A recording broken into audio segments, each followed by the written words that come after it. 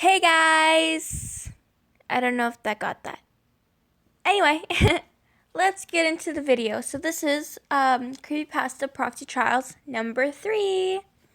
If you didn't see my last video, go check that out. Definitely go check that out. Or else you won't know what's happening. Because this is a series of story quizzes, which I think is really fun. Anyway, let's get into it. You wake up the next morning to a loud banging on your door. And it takes you a moment to remember the reason that you're no longer in your own bedroom. As soon as you do, the fear from yesterday returns. Breakfast is downstairs in half an hour, you hear Masky call, and you stay in bed until you hear footsteps walk away from your door. Slowly you get up, going through your morning routine before looking in the wardrobe you've been provided with, hoping that there's something you can wear in there.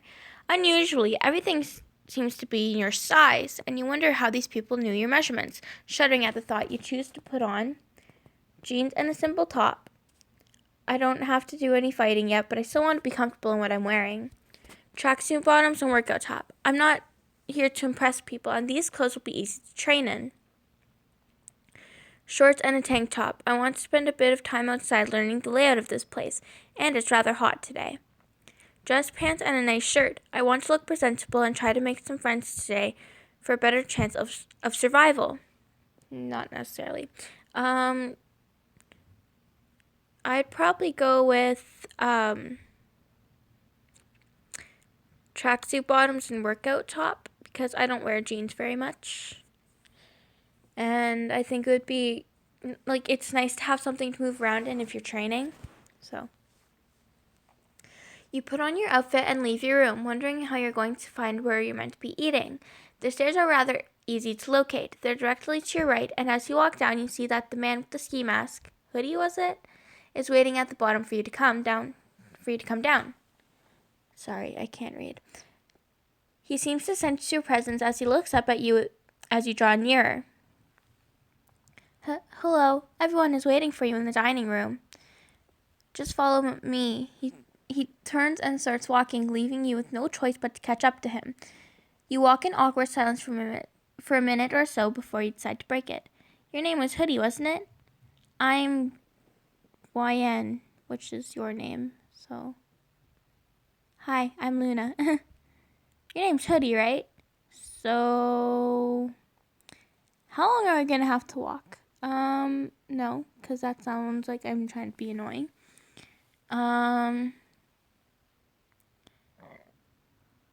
Your name was Hoodie, wasn't it? I'm Luna. Before he has a chance to reply, you've come to a large room with a long table in the center. The other selected people you saw yesterday seated around it. Hoodie takes you to an empty place and you sit down, glancing around curiously at the others. About 5 people seem completely withdrawn and another 3 seem to be ignoring their surroundings in favor of the food in front of them.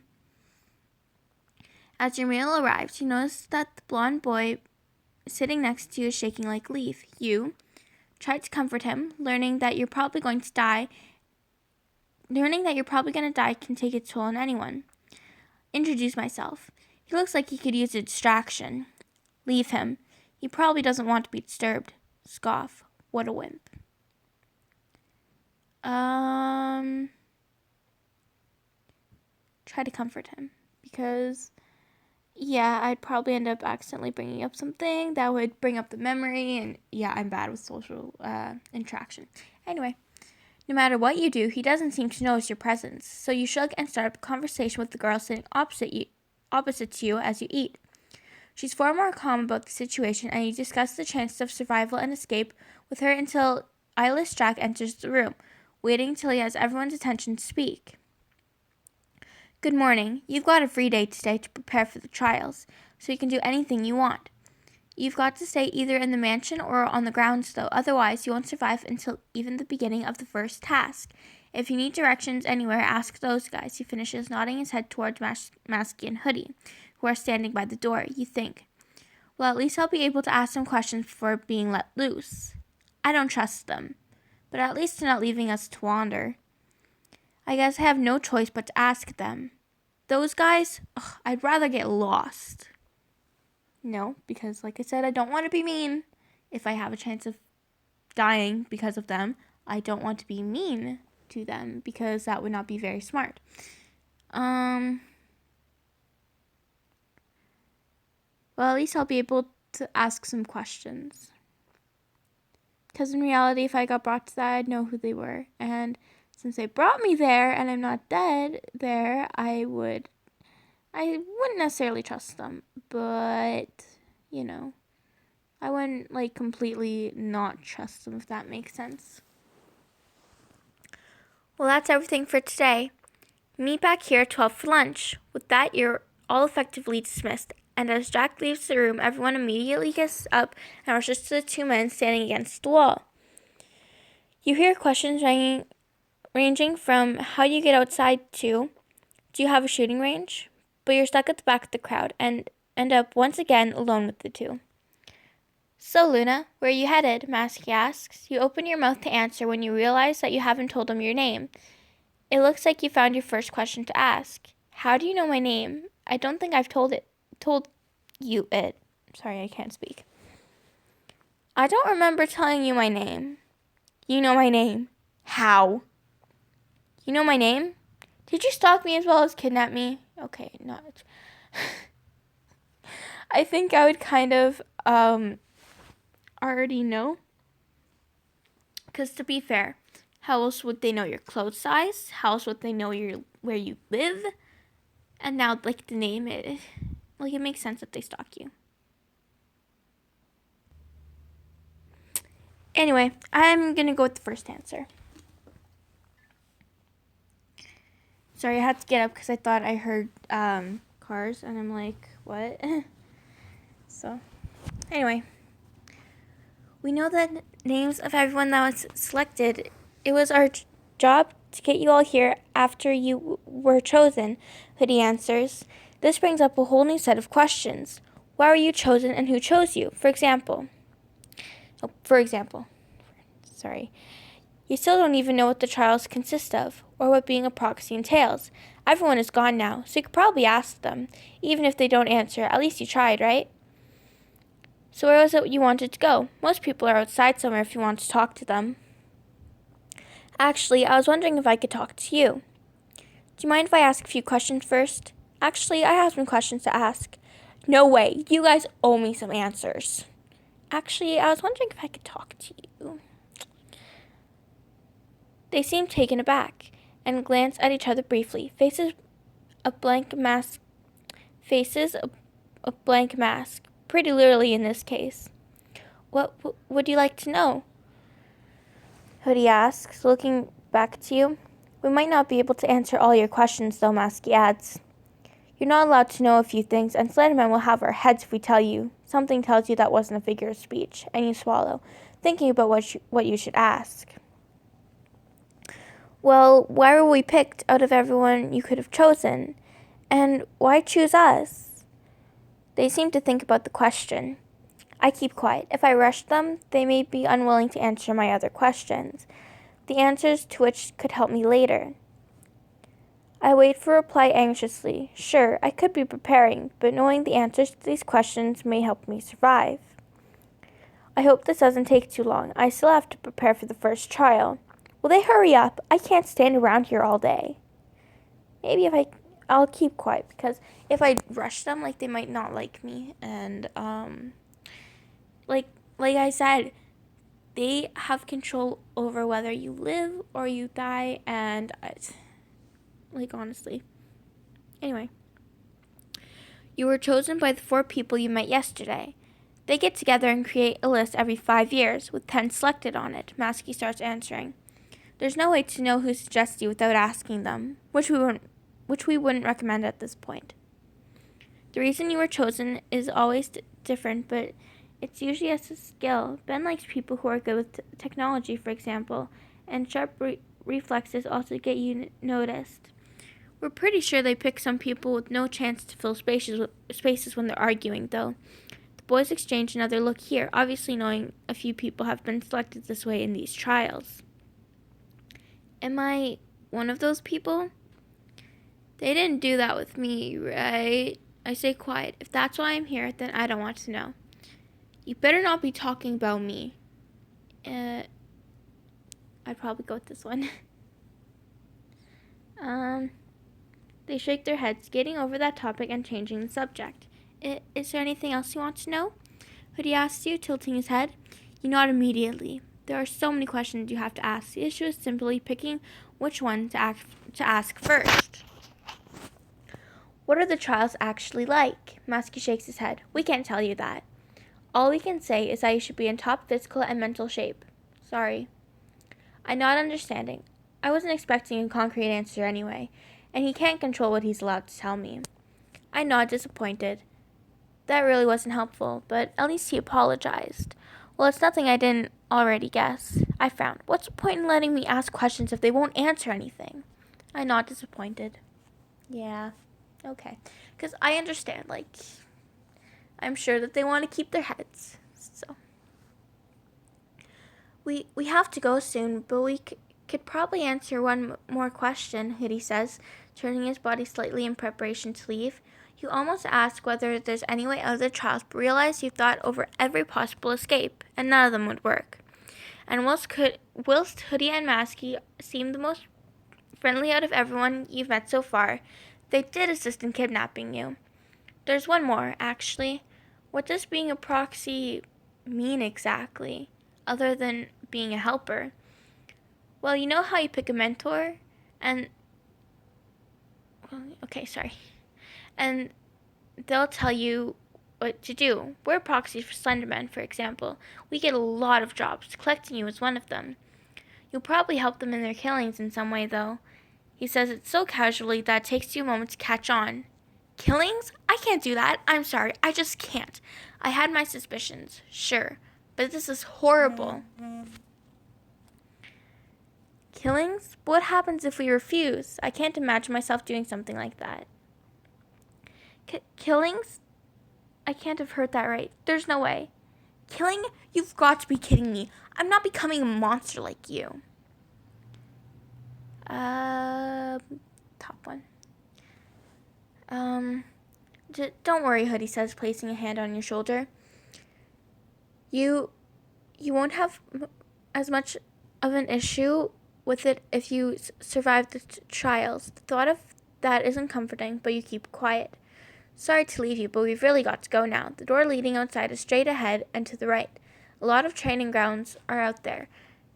You have about 3 hours until lunch, so he grabs Hoodie and they walk out the door together, leaving you alone with your thoughts. See you soon. I say goodbye and wave. They've been rather friendly after all, and they've answered most of my questions. I wave goodbye. They seem all right, and they've answered my questions. Well, most of them. I'm busy thinking about where I should go and what I should do. The answers haven't helped me decide much. Bye, losers. Yeah, they answered some of my questions, but only just. I've learned almost nothing. I wave goodbye. I'm too quiet. They like me. Yay.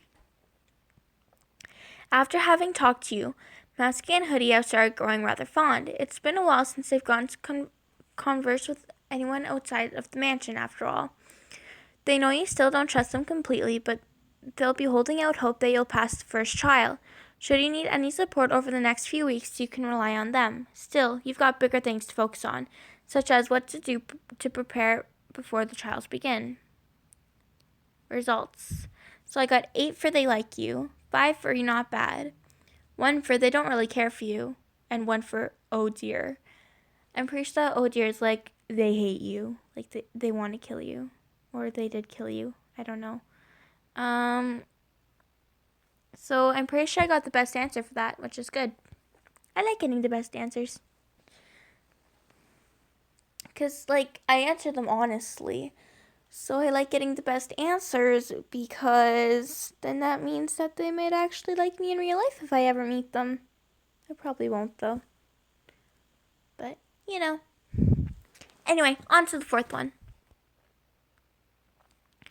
As the proxies leave, you realize that you've only got directions outside, leaving you with no real choice of where to go.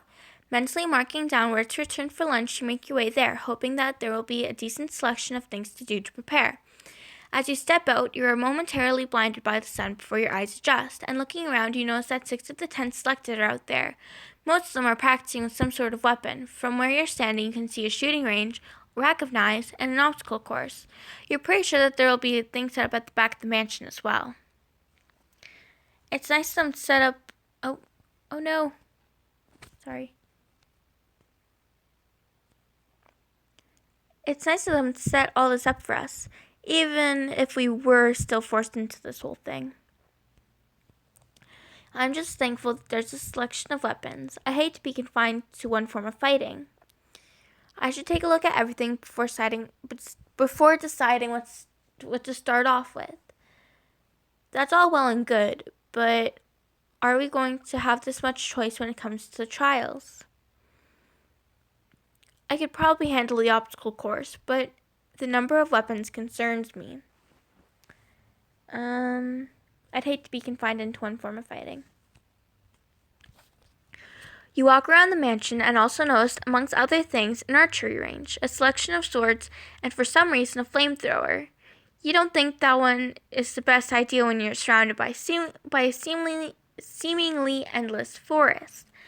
But it seems that the inhabitants of this mansion aren't of the same opinion as you. Choosing to go back around the front, you glance around you to check which of the stations you should start off with. I eye up the obstacle course. They wouldn't have put a station with no weapons in for no reason after all, so it'll probably be useful. I'm tempted to go over to the knives. Many of us are going to die, so it's safe to say that there'll be fighting. I'm going to be ready. I might go over to the knives. Smaller weapons are better for precision and combat at close quarters, which I might need. I think about going over to the guns. Weapons aren't my strong point, so I need practice, and guns provide good cover. I'm considering the obstacle course. I don't think I could bring myself to use a weapon. Probably guns because, I'm not experienced with weapons or anything. And I feel like practicing with a knife alone, first of all, might not be as effective as practicing with someone. But guns, if you have a target or something, you can just practice them. So I think it might be easier, although it might not be used in the trials, but still, who knows. After a lot of contemplation, you finally decide to start off with the shooting range, and there's no one there at the moment. Walking over, you pick up a pair of earmuffs and a shotgun before taking a look at the human-shaped targets. They're not too far away, close enough that amateurs stand a chance of hitting them, so you have a decent shot. Putting on the earmuffs, you lift the shotgun and aim, breathing deeply before finally pulling the trigger. Your first shot misses the mark, but your second lands awfully close to where the target's heart should be. Anyway. I take a few more shots before putting the gun down. It's not bad, but it would slow me down should I need to run. I take a few more shots, reloading when needed. Not my first choice of weapon, but does the job. I can hear the shot even with earmuffs on, and I frown. If I want to avoid being noticed, then I can't use this weapon. I put the gun down. It takes all my concentration to lift and aim. I need a weapon that works quicker. I feel queasy, placing the shotgun down. If that was a real person, I don't want to think about it. I put the gun down. It takes all my concentration to lift and aim. I need a weapon that works quicker. Because having a quick weapon in combat would probably be really important. Because, when you're locked in combat, and if it's a battle for your life, you're not going to want something that'll slow you down. You want something that you can just use quickly and effectively, in my opinion. You don't have to agree if you don't want. You feel a tap on your shoulder and turn around to see a girl with long black hair holding 2 pistols. You take off your earmuffs. Okay. Yeah, I didn't read that wrong. As she hands one to you, looking at her with an eyebrow raised. They're quieter. These guys did a great job with the silencing. You nod and turn around, taking a few shots and admiring how light the gun is, in addition to the lower volume of shot. You turn back to the newcomer and she shrugs. Dad used to take me out to the local shooting range all the time, so I know about these things. Then she reaches out a hand for you to shake. I'm Katie. I'm Luna. It's a pleasure, I say, taking her hand and smiling. Name's Luna, I reply, shaking her hand distractedly whilst admiring the pistol. Luna, thanks for the tip, I say, shaking her hand firmly. I'm Luna. You'd think video games would help with stuff like this, I joke, shaking her hand. My name's Luna, I say, shaking her hand whilst looking at the pistol as if it were a live bomb. Oh no, it's a bomb, run away!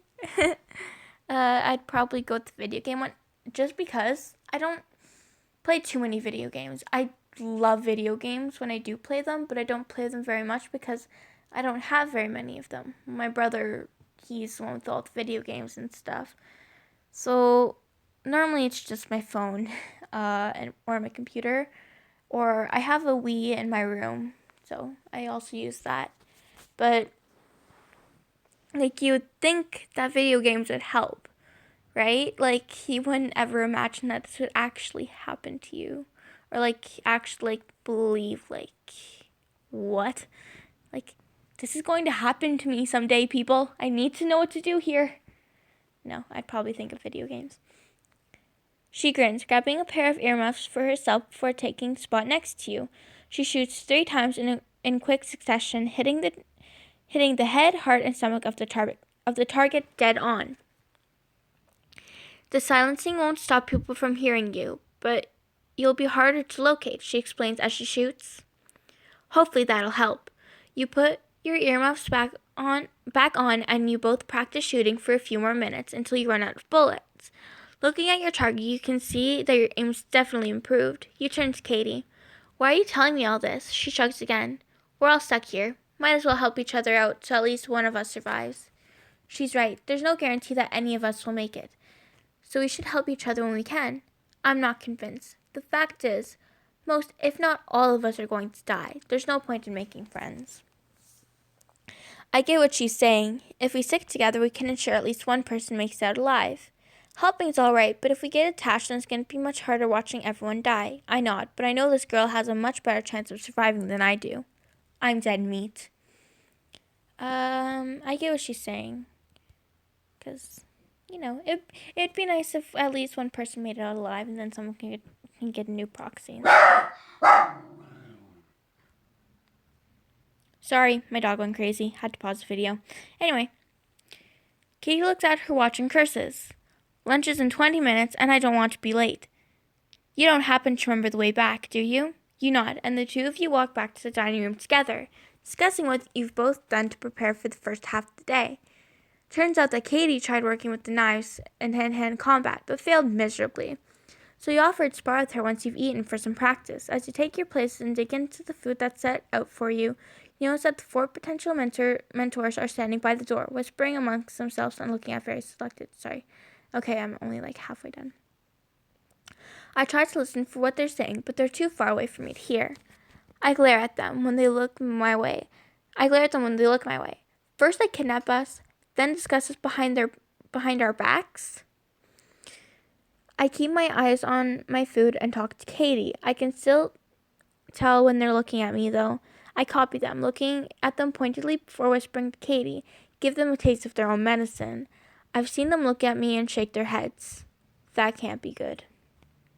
I keep my eyes on the food and talk to Katie, but I still know when they're looking because I have the vision at the very side of my eye, so I can see it.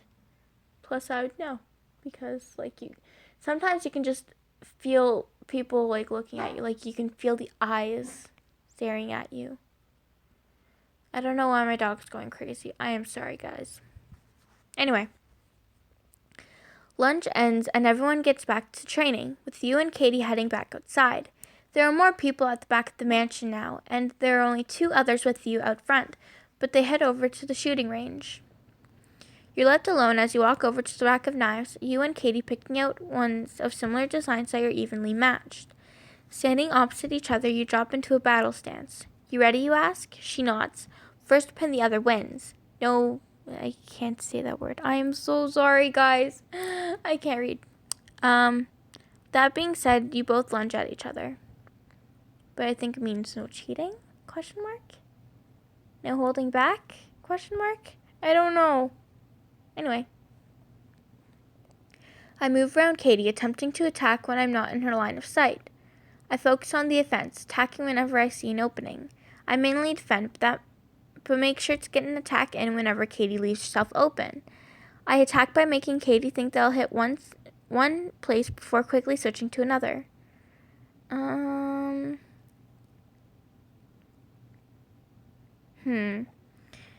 I'll try to, because I always, in my mind, I think of, okay, well, in a battle, like, you need to be smart.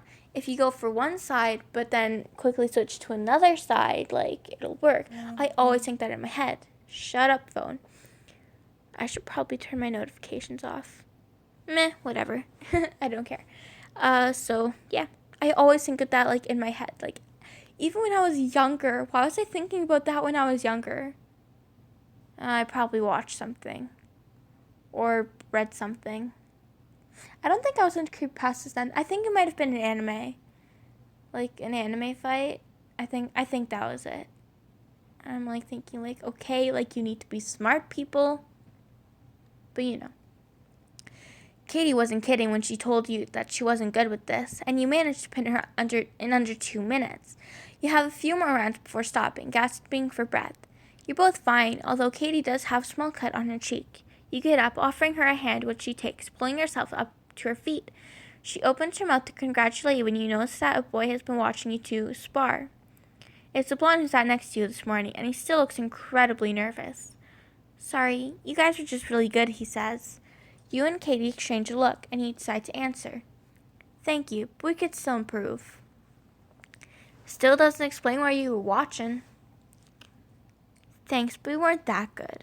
I know, we were pretty awesome. Alright. I don't think so. I know, we're pretty awesome.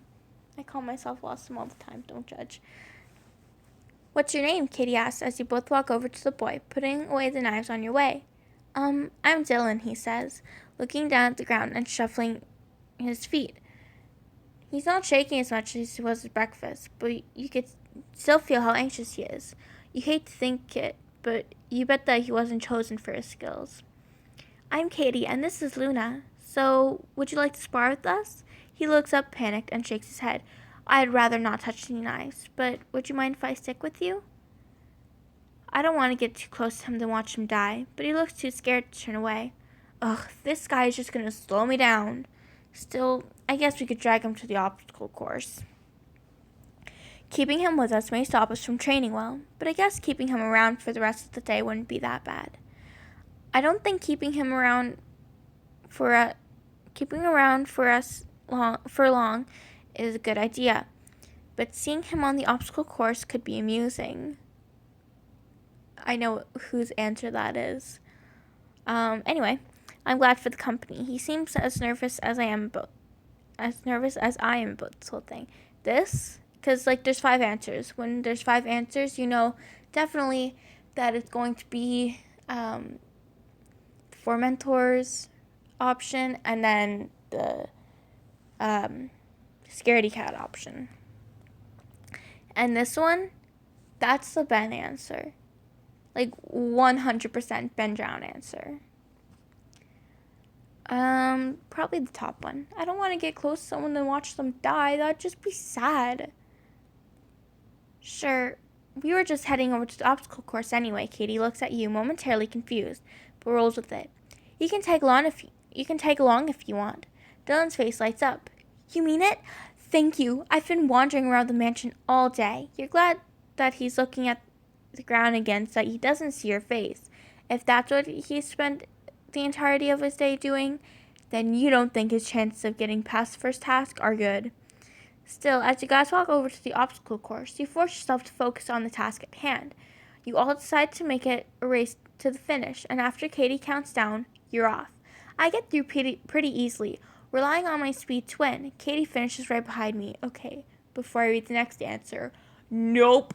I am really slow. I am not a fast runner whatsoever. And you know what? I'm not interested in being one. I don't need to run.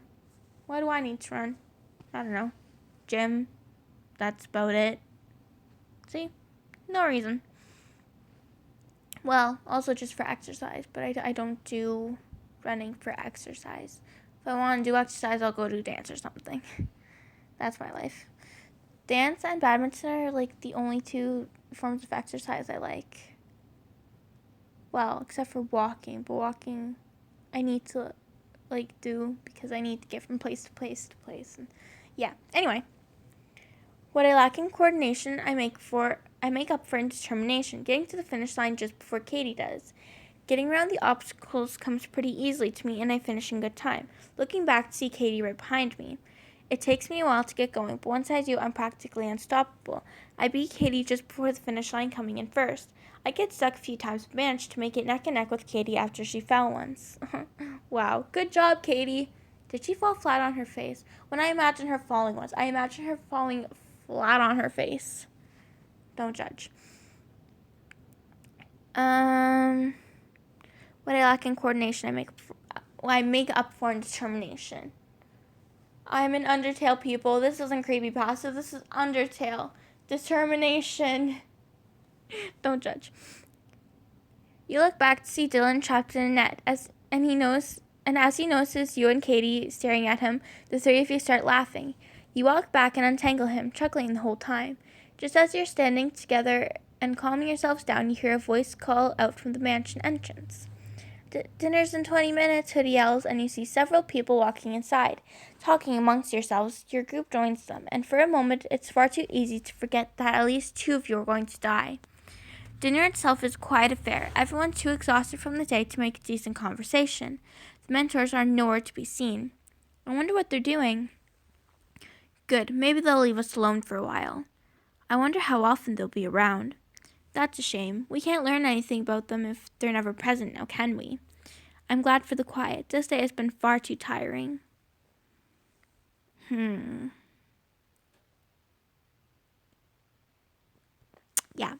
Because, when you're picking your mentor, you're going to need to know something about them, right? Mask and Hoodie don't walk you to your rooms today, but give out directions to anyone who needs them. You say goodbye to Katie and Dylan before departing, taking a shower and getting changed in some pajamas that have been provided for you. You realize that there's only one day left before the first trial, and that you still have no choice what lies in the store. You just have one day left to ready yourself, and that's it. I'll do my best. Let's do this. I hope it's enough. I better make it count. I don't stand a chance. I better make it count. You've sure got potential, the Ben Drown answer. Ben's been told about what you've been getting up to, and he's pretty pleased, to say the least. He expected you to do well, even making it bet with Jeff that you'd get to a certain point, and at the moment he's pretty sure that he'll come out of these trials richer. Wow, really, Ben? Wow. Well, at least he believes in me. Of course, there's plenty of room for improvement, but he's looking forward to watching the trials. Take your potential and mold into something more. And with the first trial just around the corner, he can't wait to see what you'll become. Ignore that advertisement.